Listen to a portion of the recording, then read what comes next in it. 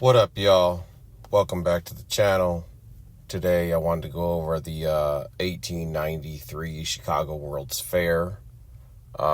This was the second World's Fair. There was one that was in Philadelphia in 1876 that was kind of a financial failure, suggestive of in our history, that they wanted to have the second World's Fair, and they wanted it to be a big blowout. So it was called the Columbiana Fair and the 1893 Chicago World's Fair. And it was in relation to 400 years of Christopher Columbus coming to the West and discovering America. Well, and so my whole point to doing this video and these videos is because there's conspiracy surrounding these things, and there's proof in a lot of these pictures and in different topics of subject in climate and geographics, mapping, and architecture. But what you're going to find in these is that there was amazing buildings that were built, monstrosities that were built for people much larger than us, and they were in this World's Fair in 1893 in Chicago, and it was supposed to also be. There was a fire that they had, according to our history. And it was in 1871. Chicago had the whole city burned to the ground supposedly, and that this was supposed to help them, and it was considered Chicago rising from the ashes of the fire, and so you got to beware of our history and the narrative that they put behind things, because as you look at these photos and these images, these are from that time, from that era. Now this looks more like Rome, some of these photos, than Rome looked like. Okay, and they supposedly had, it was on 690 acres. This World's Fair that was designed and built, and it had what they called 200 new and buildings that were temporary, is what they called it. Temporary buildings, 200 of them. And sounds like 14 gigantic monstrosity buildings that were going to be permanent. And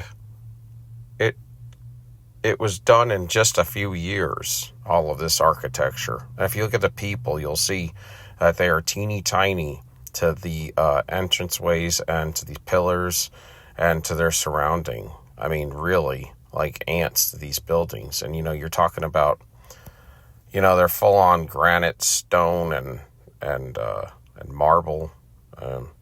But you got to understand, by the same token here in 1893, we didn't have a whole lot of hydraulics. We didn't have hydraulics. We didn't have portable electric tools. We didn't have electricity. But this was the first time they had used electricity, really.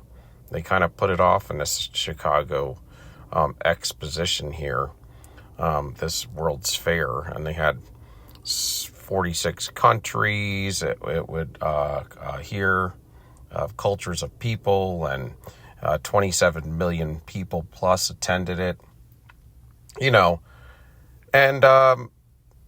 My point is we're getting to that this is Millennial Kingdom leftover, and when you look at this architecture, it's going to be all over the earth, and we just didn't build it. So I postulate to you that this is all a fake backdrop narrative to what is the cover-up of Millennial Kingdom past, that we are in the short season, and this is leftover architecture from the Millennial Kingdom after Christ, and the saints have left the main land now, and Satan was loosed. Okay, and I don't believe there was ever a fire in 1871, but they have to make it look like everything burned to the ground, and they built this. And you'll find there's a fake narrative on all of our history over the last, what they call 2,000 years, which is more like, 1,000 to 1,200 years, because they added 1,000 years to the calendar, on the Gregorian calendar. They turned the I, which stood for Christ, and a J, which stood for Christ, Anno Domini, to a 1 at some point in the 1800s. And just seem to have added 1,000 years to the calendar. And so my point is look at these buildings, this architecture, and tell me that we built this stuff in just a few years, and they were temporary. They were not temporary. They're not there, most of them, anymore, because they knocked them down. But they had to get rid of this stuff. They were empty cities that got repopulated with a fake history as we were reset after the Millennial Kingdom. And what it says in the Word of God is that Satan would be loosed for a short season, a short period of time. And then we'd have the war of Gog and Magog, and that they would go against the saints. And I believe, just like most other people that believe this narrative that we're putting out to you, is that the saints could be possibly at the North Pole, and the North Pole is not what you think it is and what you've been taught and told. It's warm at the North Pole. It warms up at the North Pole, and there's not ice and snow at the North Pole. So, watch this and tell me what you think. Give me a like, a subscription. It's a new channel, and I'll be bringing you more like this. Thank you for watching, and I appreciate your time. Thank you. Peace.